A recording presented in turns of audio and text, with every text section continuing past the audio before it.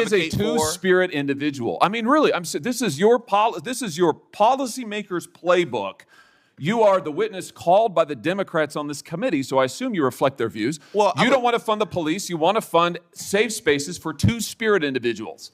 What is a two-spirit person? I feel like I'm looking at a two-faced individual because you talk about reducing violence. Oh, no, sir. Violence. You're looking at somebody who's reading you your own words, and I'd like to hear an answer. Programs. Here's the answer. The answer is you don't have any solutions. You want to invest in gobbledegook and take away money from police officers who actually keep our communities safe, and when you're called on the record, you deny it. It's all there in black and white, and your record is there in black and white, and it's a disgrace. We reduced homicides by 31%, and as someone who's been shot and nearly killed, I take offense that you would think that the last 13 years you won't answer my we're not focused on that reducing you deny violence. your own words, and that you are leading this committee astray. And frankly, sir, your policies are absurd. Thanks to all the witnesses for being here. Ms. Cook, I want to say thank you especially to you. Thank you for being here. Thank you for telling your story. And I'm sorry for what you and your family have had to endure. And it's powerful to have you here today. Thank you very much. I want to talk about some of these policies that have gotten to where we are today. Mr. Jackson, if I could just start with you. You were deputy director in the Biden White House for gun violence and a special assistant to the president. Is that correct? Yes, sir. You're also affiliated with the Community Justice Action Fund. Is that correct? Yes, I'm also a survivor of gun violence. You were their executive director. When was that, the Community Justice Action Fund? 2021 to 2023. And you're affiliated with them now? Yes, as executive advisor. Okay. The Community Justice Action Fund, do you disclose your donors? Yes. All of the donors are public? Yes. You're funded by the Tides Advocacy Group, among others? They're a fiscal sponsor. This is, right. They handle our HR. Yeah. Mm-hmm. This is a George Soros-funded group? No. He's one of the donors? No. He's a donor to the Tides Advocacy Group. Yeah, that's our fiscal sponsor. So they handle our HR, our back office, our operations. Great. Okay.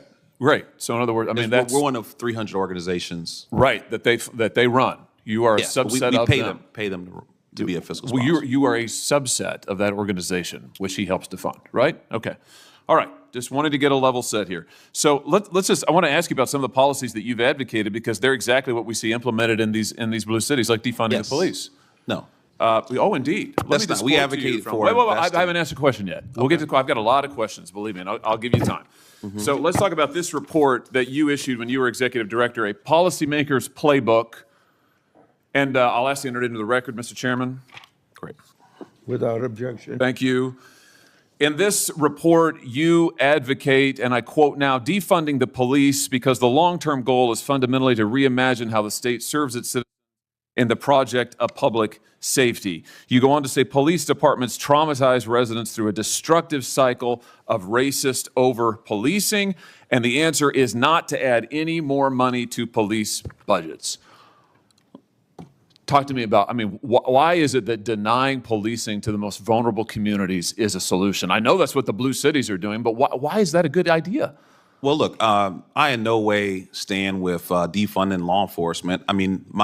That's what your report says. Sheriff Mike Sheridan, who taught me how to drive when I was 16 years old. Wait. Your report, when your executive director said you wanted to defund the police, do you renounce this report? Mr. Jackson, do you renounce the report that you authored as executive director? Here it is. You're the second senator to bring up an op-ed This isn't an op-ed. This is your report, a Policymakers Playbook to reduce gun violence without policing communities. Okay. Community Justice Action Fund, copyright 2023, when you were executive director.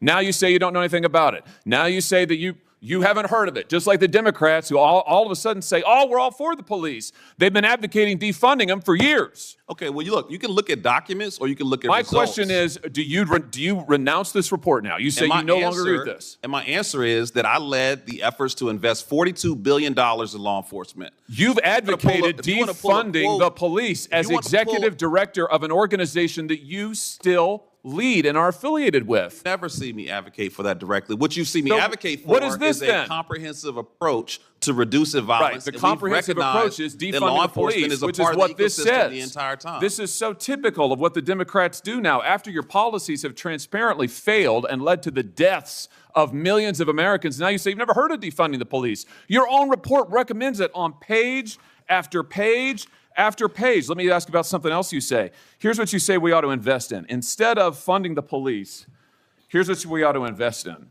We need to invest in programs that acknowledge the need for safe space initiatives Yes. led by lesbian, gay, bisexual, two-spirit, trans, and gender nonconforming people. What's two-spirit? Well, look, I don't know exactly. You guys are pulling some interesting quotes. This here. is from your report. If you look at the report, the focus is on investing in violence intervention, outreach workers. What is you victim say? You say that you shouldn't invest in the police, but we ought to invest in two-spirit community programs that acknowledge two-spirit. Look, we are not going to discriminate what is that? We're not going to discriminate against any nonprofit that What wants is to a help us two-spirit? prevent violence in What our is community. two-spirit? You say don't fund the police, but do fund programs that create safe spaces for two-spirit people. What is? I just want to know. I don't know what that is. I have no idea what that is. Well, I honestly, I'm not completely aware of the language or the You wrote spirit the of how that was report? written.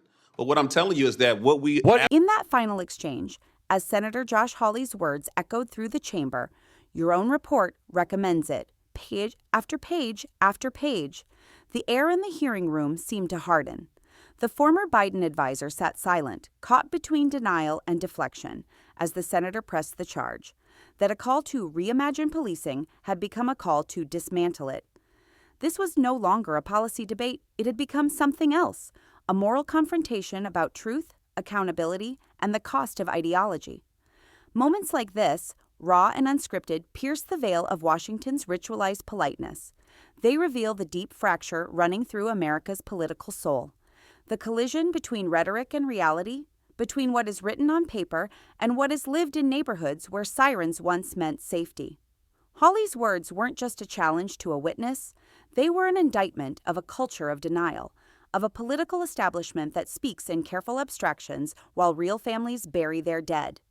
The exchange captured the essence of modern governance, a war of narratives where reports, statements, and playbooks replace responsibility.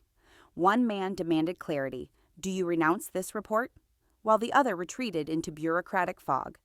It wasn't just disagreement, it was evasion against conviction.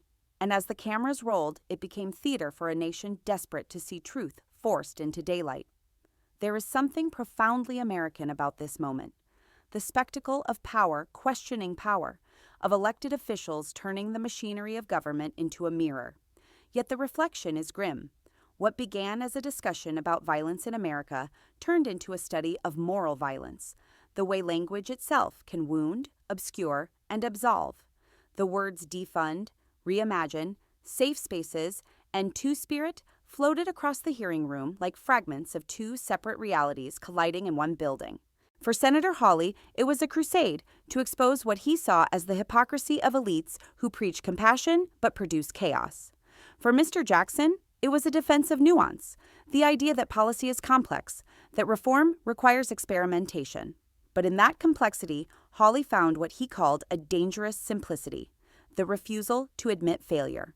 When lives are at stake, ambiguity can sound like arrogance. The hearing room itself became a stage of moral contrast. On one side, the conviction that law enforcement is the foundation of civil order. On the other, the conviction that policing, as it stands, is part of the problem. Between them, a chasm filled with statistics, studies, and slogans, but little trust. And in that gap lies the crisis of American politics. We no longer debate to discover truth, but to defend our tribes.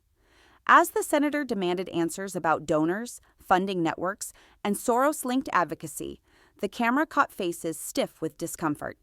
Every name, every number, every phrase, Community Justice Action Fund, Tides Advocacy Group, fiscal sponsor, became evidence in a larger argument about influence and ideology. The exchange exposed a truth that transcends party. Money and morality have long danced together in Washington, and rarely in rhythm. But beneath the political theater was something more human. The trembling anger of a man who survived gunfire, facing a lawmaker who spoke for victims of the same violence. Two men, each scarred by America's dysfunction, standing on opposite sides of the same moral battlefield. The tragedy was not their anger, it was their distance. They spoke past each other, each believing he embodied justice, and yet for all the chaos, this moment matters. It matters because it reminds us that democracy, for all its noise and fury, still demands confrontation. It demands that those in power answer for the words they write, the ideas they promote, and the consequences they unleash.